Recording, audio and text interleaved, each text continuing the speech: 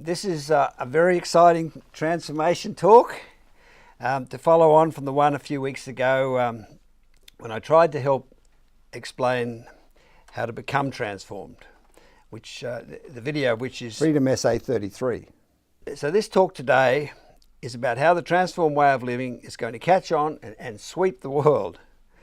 And to talk about this great tsunami of change, I have beside me three members of the Sydney WTM Centre, Tony Gowing, Annie Williams and Genevieve Salter. And on Skype, and this is very exciting for us, we have Ros Bacal, who lives in Spain, but is going to be starting a WTM Centre in the United Kingdom. Also, Gerald Staffanella from the Austrian WTM Centre, and Sam Akratides from the Melbourne WTM Centre. Sam. So just to introduce everybody to three visitors from far away, I might mention these comments Ros made in a phone conversation with Monica and Tony Mile a week or so ago. Ros said, my brother-in-law says life's hard and then you die. He says this 3 times a week. But I can now say to him, here is this key. You don't have to do that anymore. You can go over there and live for this. Personally for me, this is what I've been looking for since I was 7 years old, and I'm now 56. I mean, I sleep with freedom. I walk and carry it and flick the pages. I can't tell you how wonderful it is personally for me, because I feel like I want other people to have the same feeling. I just totally see how the world will change. The grass is greener, people are nicer. I understand it all because I've got the answer to it all. Words fail me, really. So that's a wonderful comment. Thank you, Ros, for that. And just to try to quickly introduce Gerald from Austria, WTM Centre. Tony Mile gave me this summary of his talk with Gerald last Saturday. Gerald's transformed. He said he gets up happy every day now, and his girlfriend Sophie said that their whole relationship has changed. Where he used to look to her for stability, now it's the other way around. She said she can't believe how dramatic the change has been. He said that watching the video, which is the video, the previous talk I did about transformation, which is Freedom SA 33, made him realise that wrestling was exactly what he was doing, and it made him understand that he could simply walk away from that, and that's what he does now. And he wrote this, and plays this song, which is, I'll just read you some of the lyrics. Somewhere back there I left my worries behind. Now we are knowing where we are going. My problems fell out of the back of my mind. To go back to where I was would just be wrong. I'm pressing on. All my distress is gone. Well done. And Sam from the Melbourne WTM Centre wrote this. Learning from that video, which is that last talk about how to become transformed, how to not engage in a wrestling match with your ego, avoiding it, by turning yourself around and walking away to a place where you are living in alignment with this information. It keeps me safe and whole. The more you feel your place in the macro role within the whole human journey, the more you become free of your self-obsessions. The more you know and love and have drive to help save the world. You become a ruthless soul warrior, mounted on the tsunami of love. So there's some very exciting testimonials about the tsunami of love that's coming. So now I think the best way to describe how this tsunami of love, that real understanding of the psychosis, addressing and solving explanation, finally makes possible, is to progress through a series of boxes or propositions, which each one we tick, and see if we can look at those propositions, those boxes, and tick each one as we go and get to this tsunami of love that will be unstoppable when it catches on. Once we get through the death effect and the procrastination of everyone hiding in their cave of darkness, not wanting to confront the truth. So if we just put up the first of these boxes, so box 1, I've just said the savage instincts excuse is wrong, is a fraud. And we've just been through all that, so I don't have to elaborate on that. So we want to tick that box. Supposedly everyone's understood that. Right, the next box. So this is the Adam Stork story, is the fully accountable psychosis addressing and solving real explanation of the human condition. So if you've read the Adam Stork story, you will have been able to understand how it finally does explain the riddle of riddles. So we'll put up box 3 so we can tick that box. So this is box 3. So the real story is there was this battle, which this is Adam Stork's story explains, this amazing battle. This battle, and we had to suffer upset until we found understanding. But people become so overly upset they couldn't resist giving up the heroic search for knowledge and deciding to impose oppressive dogma on free thinking. In effect, they decided to fly back on course and stop the corrupting search for knowledge, which was an irresponsible loss of nerve, as Bronowski pointed out, or lacking courage and pathological softness, as Nietzsche referred to it. Giving up the battle and dogmatically imposing ideal correct values amounted to an irresponsible false start to a cooperative and loving world. The PC movement is basically mimicking the new human condition-free state, not bringing in a human condition-free state for humans at all. It's just pretending to. As described in Freedom Essay 35. they are bringing about the closing of our minds forever, bringing about the extinction of the human race. That's how dangerous this PC culture is, and how addicted it is. How many books has Tolly sold? Millions and millions and millions. And honestly, there's nothing in them. There's no explanation of anything. It's all about just stop thinking. Basically, take your head out, put it on the top of a saw and chop the top half of your body off. Your association cord, your thinking mind. So, can we tick that proposition? So the next box is, so the Adam Stork story is the most wonderful story imaginable because it finally explains the riddle of how humans could be good when we seemingly unequivocally seem to be bad. So now adolescents will no longer have to go through the horror of the process of resignation described in Freedom Essay 30. So I just want to show, can we show these two pictures, Neil?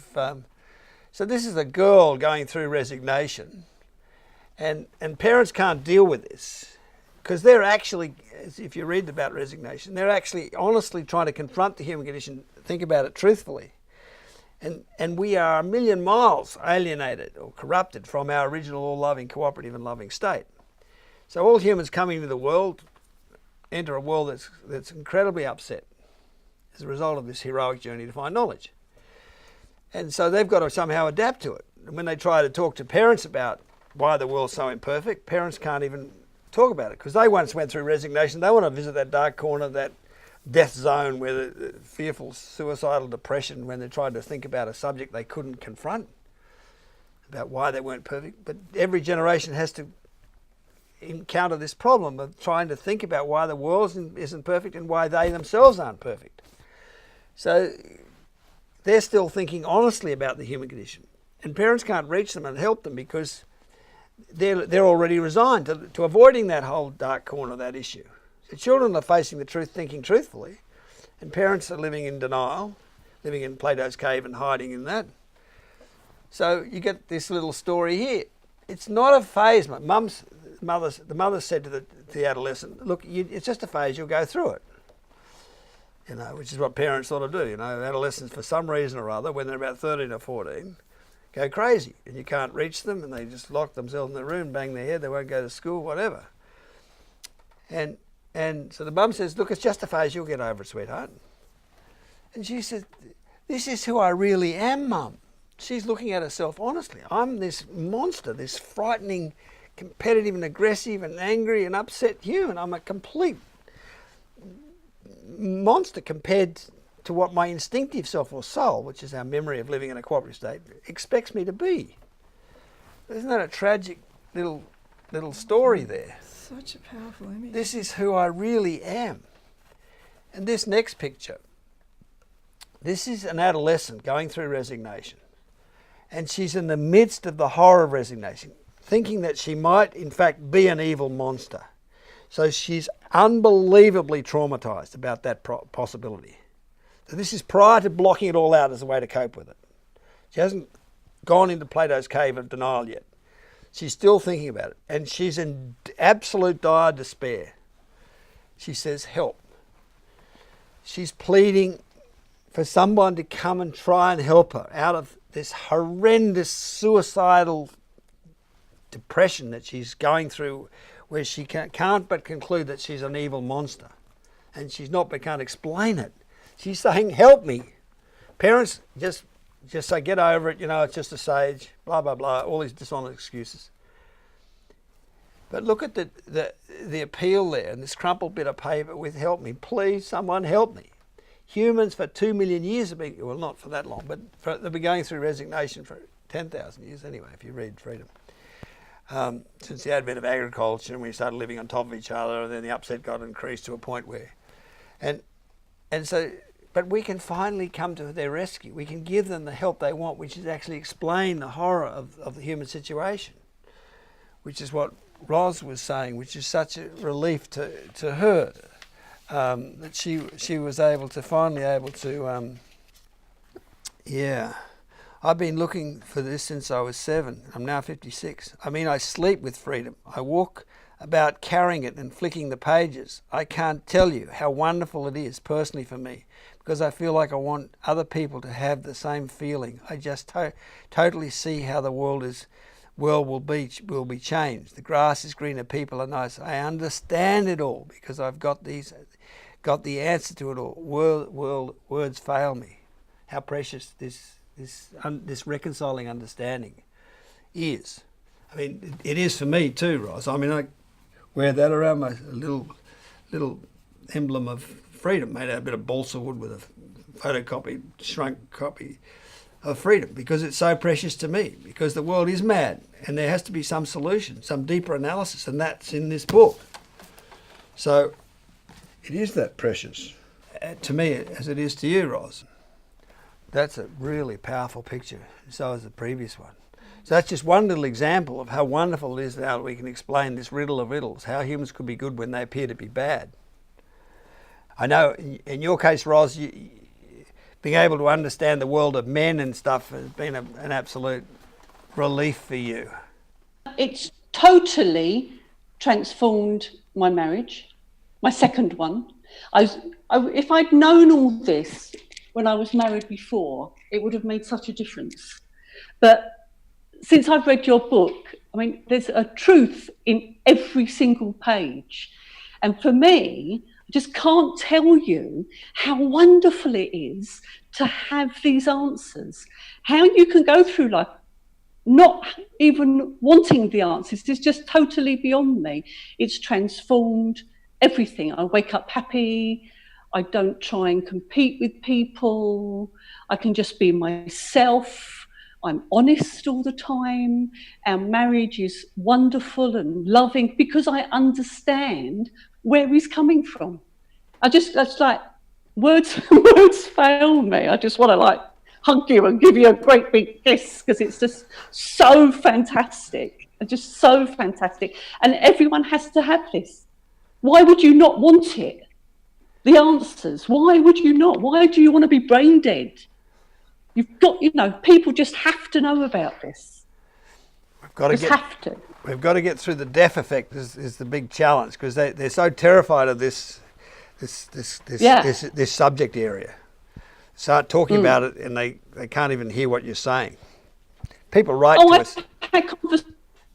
I've had conversations with people and I mention it and then they start talking about the weather or something as if I'd not even said the words.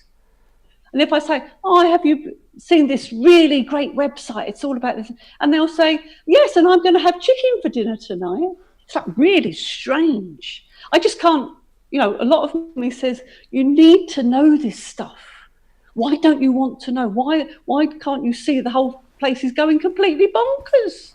It's just and I've always, what I did was pretend I was from a different planet. because I really did think that there's no way this could be proper Earth. That I don't remember it being like this. It's what's going on, you know? It's like, why would you not want to know? Why don't you want to feel like this? It's because of what happened at resignation. They tried to think truthfully like you were talking, and it became so depressing, suicidally depressing, they don't want to visit that. But I can understand. Side of this. Sorry? It's what's on the other side of this picture, you know. When you get to that and you don't get any help, and eventually you have to resign and block it all out, and then someone says you should come back and revisit this frightening subject. They say, look, this is a picture of what I was like when I was there. I don't want to be taken back there again. And even though we're arguing, look, it's safe now to go back there. Their memory of this dark corner, this danger zone, that they can't go there. So there are people like you, Ros, that didn't resign. We call them ships at sea, and you said that you felt like the only explanation you could have for the huge difference between your mind and everyone else who just wanted to talk about chickens or whatever was that they must be from outer space, or you were, one or the other. Exactly. And Gerald's great friend is Stefan, you know, and he said the same thing, didn't he, Gerald? He said that the world was invaded by aliens. Is that right? Yeah, exactly. That what you were saying, that we were controlled by aliens. Yeah. So that's how bewildering it is, and but I'm hoping that what will happen is that ships at sea can access this. They can read that, and they read it all in one night. They just love it. It just goes straight in. Yeah. But people who are resigned are terrified. Yeah, right. There you go. Good book, that. Yes. You should get one. It's really cool. I got it around my neck all the time. So ships at sea can read this, right? But resigned minds, which are most adults, 99, they try and read this, and they can't. They just think, they say it needs editing, you know, or they say, it's amazing letters we get saying, you know, it's English, but the words just don't go in. And it's because of this deep fear, this death zone, this terrifying area that they've once visited and don't want to visit again. And they know as soon as I start talking that I'm going into that forbidden room, and that's where their mind switches off. But the wonderful thing is that the very few people that we call ships at sea that didn't pull into a port when the storms of the issue of the human condition were raging at resignation, the ones that actually didn't end up resigning, they can read this book and they vouch for just how wonderful it is, as you've done, and that inspires others. So Gerald's interest in this is a direct result of his very close friend Stefan's interest in this, and Stefan's a ship at sea, but Gerald isn't, and so that's an example of how this works. A ship at sea can read it and love it and access it, and then he tells someone else that has respect for him that this is worth persevering with, and then they persevere, and then they discover it, and then, as Gerald has done, it lights up like a Christmas tree. It's so excited to finally have this insight, and so Gerald's become transformed, and he's full of excitement, and so that's how it works. Ships at sea kind of lead us home, you know. The meek inherit the earth. The more innocent, those that can still think truthfully and don't hide in Plato's cave, are the first to be able to recognise the truth when it arrives. But for virtually everybody else, which is 99.9% of the population, they're terrified of this. And it's going to take a little time to get through that procrastination stage. So like you, Ros, you walking around cannot believe why people, you know, you start, look, this is so good. and then they start talking about the chicken leg or whatever it is. You know, it's and in the case of Sam, I mean, Sam's he's known as the Sydney WTM Centre for a long time. I don't know, what is it, Sam? About 12 years or something. Yeah, 12. I think 2005. Yeah, 12 years. Yeah, 12 years. And because Sam got to know us well, and he got to share the enthusiasm that we had, and could say it helped him, encouraged him to persevere until he started to get it. So you see how it works. The death effect's very real, and it's not easy to get through. Once you're resigned and you're living in that resigned state, to get back from there and to be able to hear this and access this and appreciate it, you need help. So we're busy working on the idea of creating a course that people do when they introduce this information, and that course will gradually erode the death effect till they can start to hear it, because Tolley's books sell millions and millions of copies, and there's nothing in them. This has everything in it, and sells sort of nothing, you know. So it struggles to get an audience. But that's what Plato predicted would happen. When someone finally gets outside the cave and comes back in with the answers, they would get so upset they wouldn't be able to hear a single word he said. And he even said they'd get so angry they'd destroy him if they could get hold of him. That's how much denials fight back with a vengeance when faced with annihilation. So we have to be very patient and determined, and to finally crack it, to get through this historic resistance. So from here on, Ros, you're on a steep learning curve about how amazing your mind is, because it hasn't adopted all the denials, you know, and you're living in a world surrounded with people who've been living in the cave of denial. So, Sam, I love your. Go on. I love your Plato thing. I think it just sums the whole thing up, and all the thing, you know, all your explanations about what the soul is and what God is and what religion is. They are all the questions I've been asking. Now, if little old me from Hertfordshire in the north of London can think those things, then surely lots of other people are as well. Really. You know, when you really get down to the bottom of it. And your book just answers it all, just like that. You know, in a couple of sentences. It's like it's not tricky. You go, okay. Why didn't I think of that? Obviously, it's kind of so obvious as well. They are obvious truths in the end, but that's the answer to that mystery. They are thinking about God, but they try and go and confront God, and it's too terrifying where it's taking them. So then they live with an abstract version of God, and they're comfortable with that God is sitting in some chair in the clouds somewhere, on a throne in heaven, you know. So they do think about those deep questions, you know, why are we human? But they come up with these human condition avoiding explanations, such as the savage instincts one, or that God is an abstract being living in the clouds with angels flapping around him. But it is a journey, isn't it, Sam, to get through the death effect with this? Yeah, that's definitely. There's a lot of wrestling going on in the beginning. I mean, it all makes so much sense. It was. I think you remember the first time when I came to Sydney, I was so excited. I was just so accountable. All the explanation was just so accountable for me. I made sense of everything. The big fear. Like, it was also this thing about conquering fear. You just got to the bottom of the biggest subject, the only subject that I was sort of like deep in the recesses of my mind.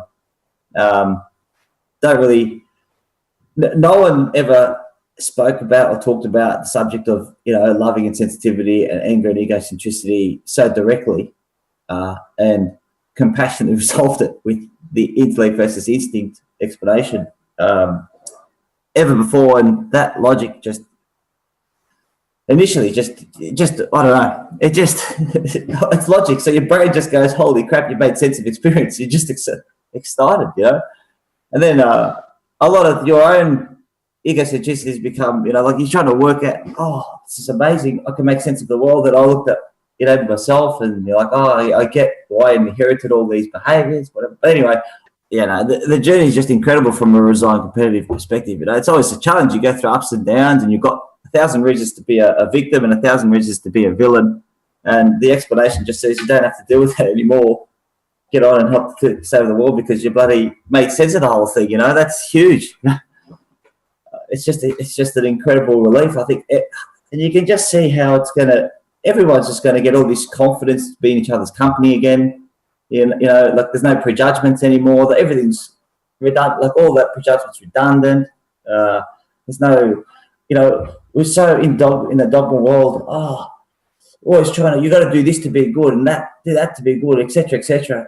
All this imposed expectation, it's all gone. That we understand that now. We don't have to impose that anymore. We'll become like, we'll stay loving and sensitive. We'll stay real. It's anyway, I should save a bit of it for the end. Gerald, what's how does that resonate with your journey? Yeah, totally. Because I didn't realize until I saw the video how to get transformed from you that I was always wrestling with myself. Still, when I had the information, I still tried to adapt it in my life, to adapt it to my life, and to make myself better. But then, with realizing that I still wrestling with all these things, this was so relieving, and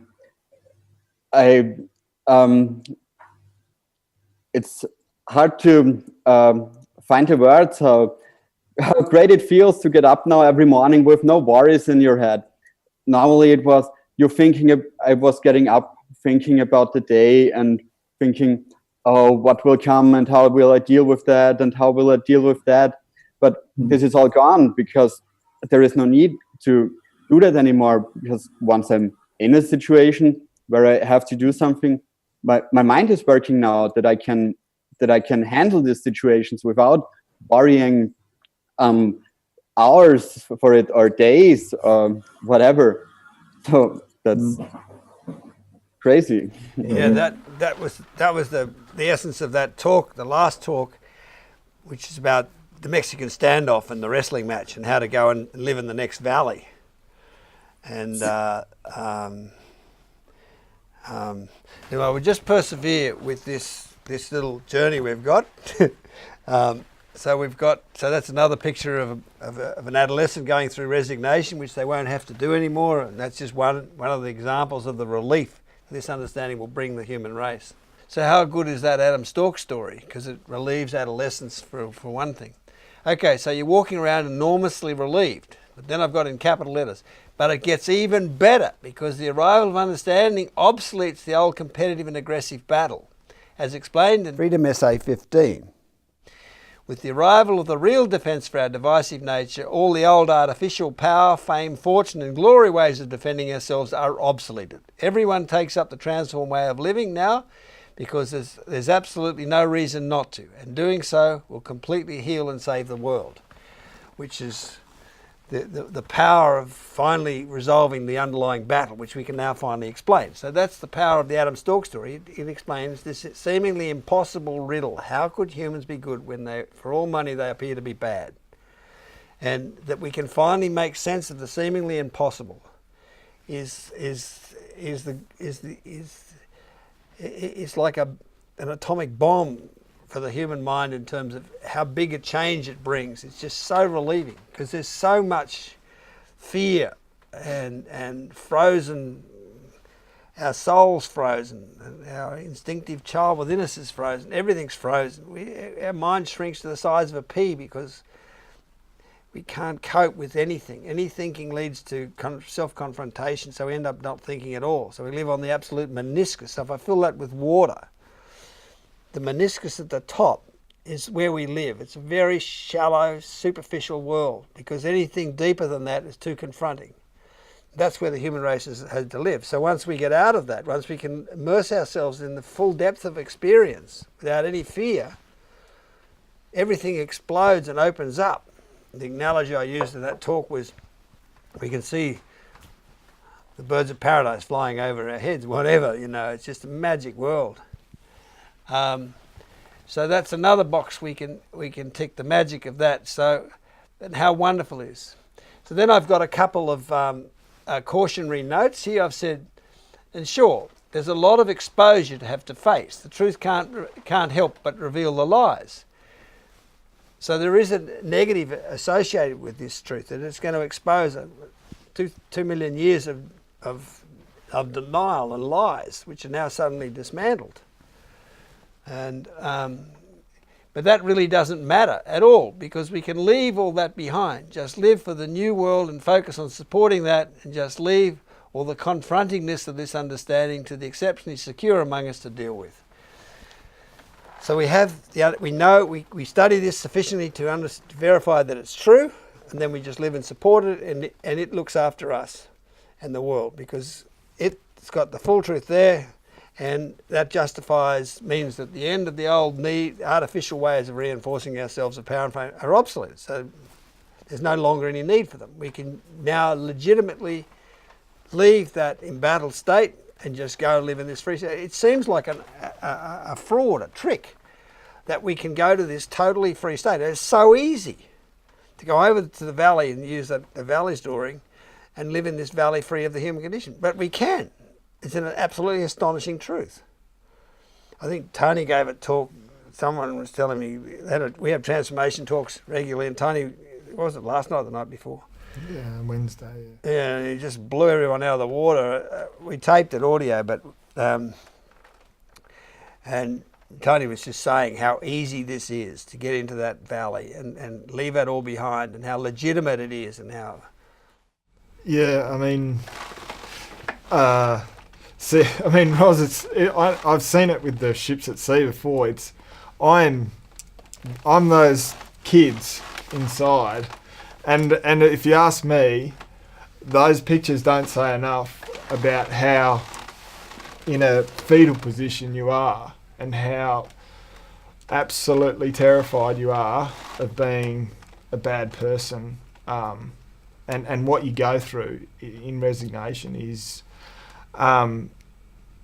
horrible. And see, the thing for me is, I know about it now because I've come back sort of through. I can see the human condition everywhere now, and so I was one of these people walking around talking about the footy or the weather, and I had some mates say, look, no, go and read this book. It's about the human condition, and it was the last thing I wanted to do.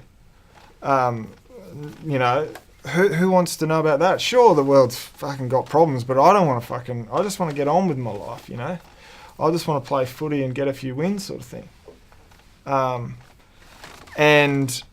But what you do find out, the more you look at the human condition, the more there is this problem, and it is a psychological problem, and it is deep within everybody and deeply within yourself, and it is utterly, utterly, utterly terrifying. And it is driving, the force with which that terror that drives everybody's behaviour in this world is the greatest force on this planet, about just how much fear there is and how much it drives all our behaviour. But the thing is, so you've got to, as a resigned human, you've got to work into the human condition and see that what this does is, it's bloody good news. It's fantastic news. We are good. You are good. Everybody's good. The reason that we've been so messed up, the reason that we're so dead, is because we've been doing what the human race has been needing to do. It's been the most amazing job and the most incredible battle that we've had to fight, and that's the thing, so you come in and you see this deals with this huge, awful, awful terror within but all of a sudden, this book, this explanation, this understanding just wipes all the terror off the face of the earth. Just absolutely, like, well, like Sam and Jeremy and everyone saying, it's just a tsunami of love wiping fucking terror that is the driving force in all our lives, and it's just ruining the world, and it just wipes it off the face of the earth, and everything turns around. You go from 1 minute of going, I'm so exhausted, the world stuff, the fucking environment's, just dying. We're all so greedy, materialistic. I can't get on with my wife. Why are my kids mad? I can't. It's just, but all of that changes overnight to being it's just, it wipes every piece of bad stuff that you can possibly think of out of your life and out of the world in a split second, because you now understand how all of the terror, all of the torture, all of the misunderstanding, all of the ignorance is gone, and it's gone with this book, it's just it's fucking just amazing to me on earth. It's just, when you think about it, it's just ridiculous. Like everyone's saying, I just can't believe that. I can't believe that we're here sitting talking to Jeremy Griffith, who wrote the book that, saves the world after 2 million years of torture, and we can be free of the torture. It's exactly what it does. Yeah. It's exactly. Yeah. Anyway, sorry. No, go for it, Tone. You do that so well. Benny? Well, yeah, it is amazing, like that change of heart that this brings about, where instead of living selfishly, you're living selflessly. Instead of being self-preoccupied and self-protective, you're living sort of humanity preoccupied and thinking about humanity's safety, and that it's so powerful. It does take your breath away, because in the change in yourself that you immediately become part of the solution instead of part of the compounding problem, and in that the force that's coming. That all humans, once they can understand the human condition, will want to live this way. And it's so fulfilling and natural and easy, and any problem out there can be solved by the cooperativeness of living together and participating together. And Jeremy talks in Freedom about, it's paragraph 1233, I always remember it because it's so easy, when the power of love replaces the love of power. That force that's coming, like Jeremy talks about, is irresistible. There is nothing that can stand against it. The resigned world is defenceless against the beauty and magnificence that's coming, and that children in the world will be free and be able to return to innocence. And it's intoxicating, and the world will not be able to resist that. And the more people that feel that in their heart and minds, instead of the closing of humanity's mind, it's the liberation and opening of humanity's mind. And tsunami of love, as Sam described, is the perfect metaphor. Really? I was just thinking how much I love that you said, I think it was in box 4, how good is the Adam Stork story, because it is incredibly good, because it just explains everything, and it explains all that horrible end play stuff that you were just talking about, and it makes this new world possible. And the thing for me is that the new world is so simple and so exciting, and now that we have that explanation, as Tony was saying, it's all over. All of that is just over, and we can get on with building this exciting new world. And that's just unstoppable and is all consuming, and yeah, it's just all exciting and just puts an end to all that agony and suffering. And we just get to live there now. We can literally just let that world go and start living for a new world. And because it's this new world has this backdrop of understanding that has never been possible before now. And that's the symbol of the sun, and it's just, yeah, absolutely spectacular. So... Your tsunami of love, Sammy's getting Good. a lot of billing, mate. You propped it up with that newsletter. I didn't even know. I just wrote it. You can't tell on the significance of things, you know. Anyway. I love, Sammy, this is another thing you wrote. I know which one. This is another piece of a Sam special. And this is after watching that video. He says, unbelievable. The video has blown my mind. Smashed chunks of the concrete wall out. This little band of ruthless soul warriors are truly a sight to see. To quote Jeremy, let's get the fuck out of here. He says, the problem now is I can't go back to work. I'm too excited. Fucking ruined me. But that's to me, that's such, you know, let's get the fuck out of here. I mean, like that song, you know, from, what is it, The Animals, so got to get out of this place if it's the last thing I ever do. You know, as I said, Sammy, we should make a flag, you know, and have this great big billowing flag, and it should have, let's get the fuck out of here. Because it is such a mess. The world is such a mess. Yeah. Everywhere you like to look. And this is such a solution. And we can get out of there. So why wouldn't you get out of there? Yeah. I mean, this is incredibly exciting. And it is so simple. That's the marvel of that Two Valley thing I did in that, because the best line in it, when we were working on the transcript of that, Weavy typed the transcript up, you know, and at one point I say, you say, I'm just going over the hill to get a glass of water, there's a spring over here. And you never come back. So you go over the hill.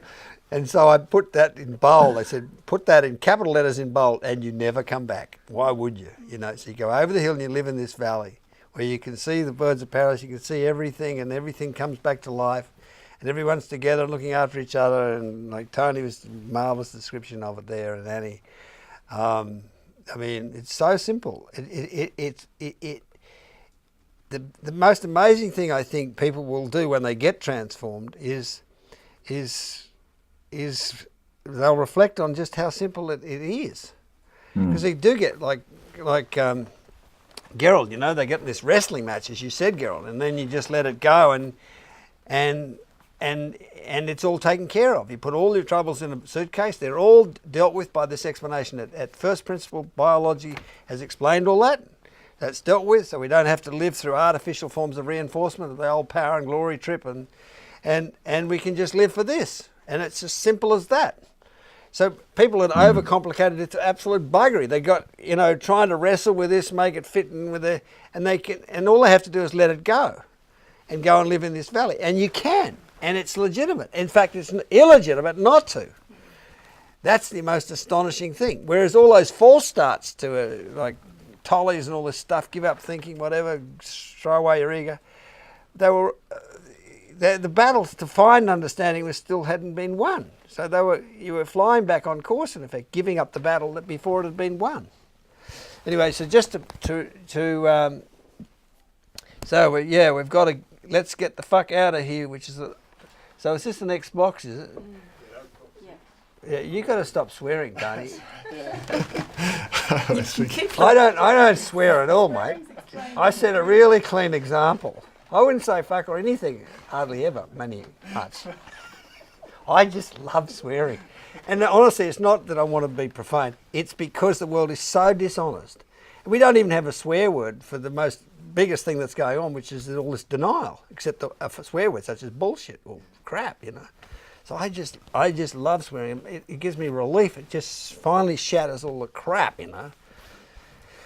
So, but you need to explain that to people because all you guys, I swear so much and you all get addicted. Then I listen to it. We have to put out the blips to get it, to make it usable. So I was really saying I should stop swearing, but I'm not about to. We don't want you to. And sure, so initially so the first thing I said was that there's a lot of exposure, but we don't have to worry about that. We just leave that behind. We get on with that, and we leave that to the more secure to have a look at if they want to, you know. We can leave that issue behind. And similarly, and sure, for sure, initially in the pioneer stage, there's a Mexican standoff, procrastination, denials, fight back with a vengeance problem in taking up the transformed state, as I described in Freedom Essay 33. But as I mentioned in that talk, before long, when there's a lot of people in the transformed state, it will be easy because it's such an obvious and easy solution and way to live now. We just need to build a critical mass and it's blast off. We're out of here. I read earlier what Sam had to say about how good the transformed state is. Well, this is another comment he made, and that's one I've just read, about let's get the fuck out of here. And it's so true. Let's get out of here. Why wouldn't you when you can? It's just a state of numb shock that no one sort of, they're saying, well, I have to wrestle with this. You know, how does this fit in with myself? And just to be told, look, that's all redundant. It's history. Don't even go over that valley. You know. Don't even go back to get your hat. That's right. Don't even go back to get your hat. Good on you, Evie. Just go over the hill and don't come back. Yeah. Absolutely. I mean, it's so simple, this transformation. It's so beautiful. Is that right, Gerald? Yeah. Yeah, it is actually. Once you understand what you have to do, so that you have to let go all these things, and then it is so easy, and it's only beautiful. It is. It's like Tony. If you listen to what Tony said a while ago, you know, I mean, it just turns it all around from a complete mess to just radiant sunshine and freedom. It is just the most wonderful gift the human race could ever imagine. And there's so much excitement on the other side that you just could not ever imagine or anticipate being an alienated, resigned human, that we can actually participate in that level of excitement and love and beauty, and it's just beyond what you can imagine. It's just... Well, what's the next one of these things? So, soon as I've always said, an army and its millions will appear from horizon to horizon to do battle with human suffering, and its weapon will be understanding. Then I've got these quotes from Joel and Hosea and Isaiah. They're way back. I don't know when they were written. You know, way back well before Christ, the Old Testament prophets, and yet they just lived for this time. So you want to read there in paragraph 1259 of Freedom, what Joel and Hosea and Isaiah anticipated this time, and because that's all they were dreaming of, this time when we could leave the battle. And they go on and on and on in the most wonderful description, this army, and they don't even jostle. They don't jostle each other. They're just full of excitement. And Beethoven's Ninth Symphony, regarded as the greatest Western bit of creative literature ever. And can we play that Beethoven's Ninth? Listen to this. This is the most famous. This is the anthem for the United Nations, or the European Union.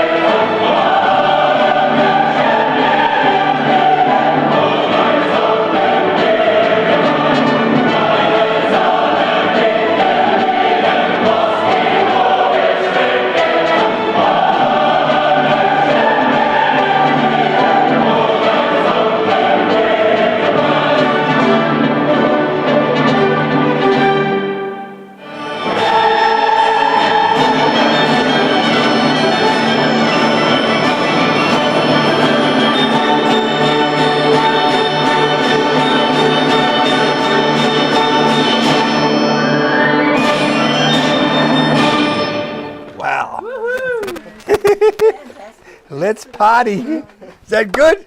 Roz is giving it a big clap. Aren't those words amazing? It's Kiss for the whole world. And but that book's a product of the efforts of all humans that have ever lived. Because bit by bit we accumulated the knowledge that one day would make. I'm just a Johnny-come-lately at the end who comes and puts the bits together. They found all the bits, the clues of the explanation that just required someone unresigned to put them together. But that's the product of all human effort. It's just this kiss for the whole world, this jubilation, and the excitement in that is, this is more exciting than, as Weeby was saying, it is more exciting than the human body is capable of experiencing. So Gerald, his girlfriend is finding it hard to keep up because he's so excited,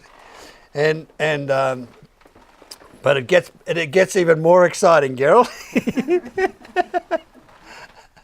And yeah, once this grows, you can just see how that excitement just builds and builds and builds, and what we will be capable of in terms of stopping suffering on the planet. It's just. Yeah. Well, it's just too much suffering in the world. That's what motivated me from the get-go, the amount of suffering, right. Which is what resigning children can see and is terrifying them. It's crippling them at the moment. There's whole generations now that are so traumatised they call them the snowflake generation. They can't even get out of bed, leave their house. They're just crippled by the trauma of the world. Once you resign and in the battle, you can't really see how bad it is. But if you're not yet resigned or going through resignation, it's just horrendous where the world's at. Unspeakable, and that suffering, and this solves it. It's just incredible that we can go from the darkest state to this state of complete sunshine and freedom, And so no wonder Ros, when she came across this. What did your husband thought that you'd gone bonkers or something, Ros, didn't he? I think he thought I was on happy pills. I still think he thinks I'm on happy pills. It's catching though. It is catching. Definitely catching. It's contagious. Yeah. No. Yeah. That's that critical mass. We have to be so determined and patient to build a support base to the point where it catches on. Yeah. But like those wonderful. Someone showed me a whole lot of reviews of freedom you placed on the various Amazon sites and stuff like that. I mean, they're so powerful and infectious. You cannot read those and not know that this person has come across something really special for them. So words fail me. It's just utterly fantastic, and thank you. Thank you for thank us. Thank everybody in the world, because that's the product of all our efforts. It's on the shoulders. Yeah, but if we didn't have you, we wouldn't have the book. So you got to take a bit of credit. You're pretty special. Please, just a bit. Just a bit. As I said, I love the book a lot, and you might say that's because you wrote the fucking thing. But it's not. It's because it's not. I know. It's because it's so precious. Because it looks. I look after it, and it looks after me. And the world. Looks after the world.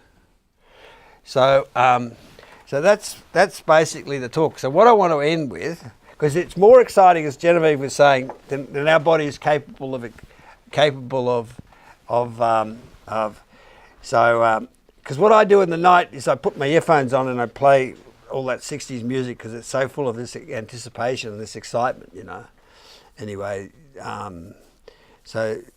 actually this is an Elton John song, but it just gets explosive. It's so exciting.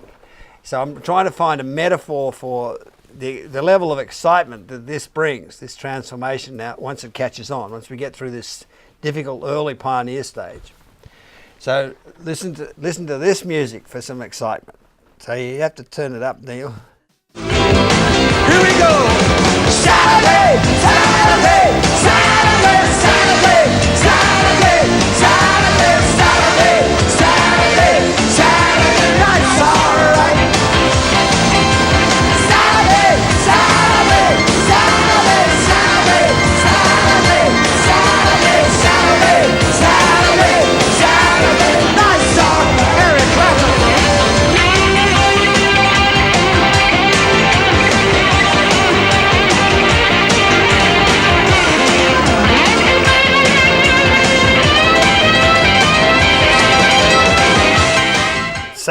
Saturday. You just go put that in your earphones and turn it up full blower and blast your head, and that's it's just so exciting. Anyway, so that's the presentation. So Ros, so it's wonderful to meet you. It's the first time I've heard your voice or seen you, and so that's very precious, and I'm just so privileged to hear you and to see you. Thank you, and Gerald, thank you very much. Mine. and Sammy, as always, mate. Love you to death. Love you all to death. It's just we're on the brink of something most amazing. And thank you for turning up. When I was 6 a.m. in the morning over there, but Yeah. so you'll so you'll have to go and have some porridge, right? And righto. Well, thanks everybody. Yeah, good Thank on you, you. Jeremy. Thank you. Bye. Thank See you you. guys there, Tony, Andy. Bye. See you later. Bye.